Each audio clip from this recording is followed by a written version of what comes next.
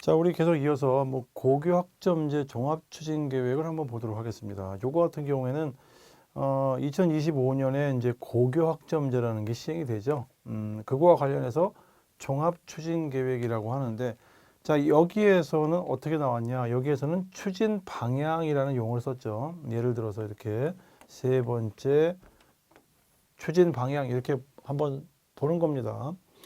자, 5가지가 나와 있었죠. 추진 방향이라고 해도 되고, 사실은 이게 뭐 과제니까 과제라고 해도 괜찮겠습니다.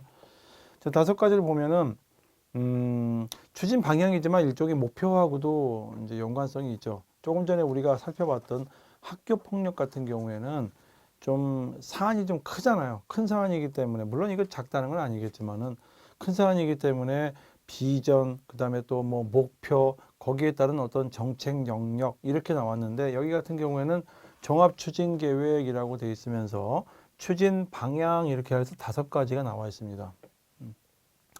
첫 번째가 이제 경쟁에서 포용으로의 패러다임이 전환되고 있다.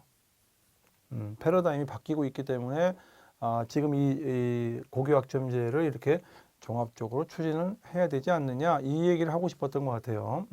근데 이제 이 고교학점제 같은 경우에도 물론 당연히 현재 이러이러한 여러 가지 어떤 문제 상황이 있겠죠. 여러 가지 어떤 문제 상황이 주어질 겁니다. 자, 문제 상황이 주어지면서 여기에 이런 문제점들이 있었기 때문에 고교학점제라는 걸 추진해야겠다, 이런 얘기를 하고 싶었던 것 같아요. 자, 그래서 현재의 상황을 가만히 봤더니 이러이러한 것들이 부족하고 뭐하고 이렇게 보였기 때문에 그럼 무엇을 해야 되지라고 했더니, 자, 패러다임이 전환되고 있어. 자, 그전에는 우리가 경쟁 패러다임이 있는데 지금은 포용 패러다임으로 좀 바꿔줘야 되지 않느냐. 용어가 여기서는 지금 포용이라는 단어를 썼지만은 예전에 사실 우리가 경쟁 패러다임에서 협력 패러다임으로 이렇게 변해가고 있다, 이런 얘기를 많이 했었거든요. 근데 이제 고교학점제 종합추진계획에서는 경쟁에서 포용이라는 말을 썼어요. 포용으로의 패러다임을 전환을 해야겠다, 이런 거죠. 자, 무엇을 해야 되느냐? 이거 해야겠다는 거죠. 패러다임을 전환해야겠다.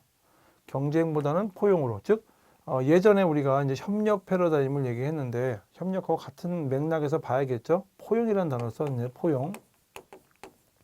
이렇게 패러다임을 전환을 해야 되지 않느냐라고 얘기하죠.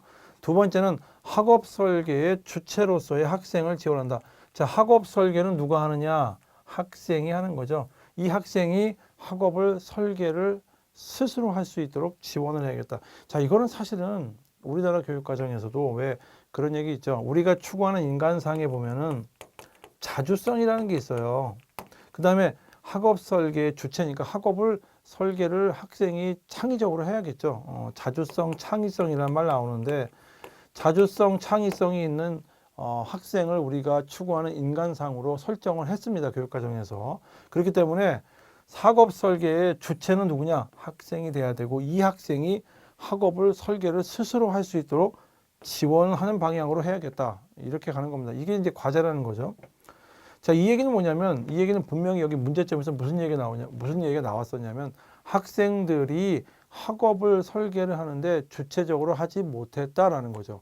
즉, 아까 얘기했듯이 그 진로 교육과 관련해서 자기 주도적으로 자기만의 진로를 설계를 해야 되는데 그렇게 하지 못했다라는 얘기가 분명히 나올 거란 말이에요. 그래서 학업 설계의 주체는 학생이 돼야 되고, 이 학생들이 학업을 설계할 수 있도록, 주체적으로 설계할 수 있도록 뭔가 지원을 해줘야 되지 않겠습니까? 라는 얘기를 고교학점제 종합추진계획에 넣은 거죠, 보면은. 이거는 사실은 뭐 별다른 내용이 아니죠. 우리가 원래 추구하고자 하는 그런 인간상이 있었어요. 그 인간상이 자주적이고 창의적인 인간이었는데, 그 자주적이고 창의적인 인간이 스스로 설계를 했었어야 되는데 그 설계를 하지 못했다는 거지. 그래서 그거를 학생이 학업 설계를 스스로 할 수 있도록 도와줘야 되지 않느냐. 자, 이렇게 가자는 거죠. 고교학점 종합추진계획 같은 경우는 어찌 보면 우리 교육과정에서 원래 추구하고자 하는 방향성을 담아 놓은 거다라고 보시면 되는 거죠. 자, 세 번째 또 이런 얘기죠. 에듀테크라는 말이죠. 이 테크라는 말이 사실은 이제 재테크에서도 많이 나오는 말인데, 에듀테크라는 말이 또 많이 쓰이고 있죠.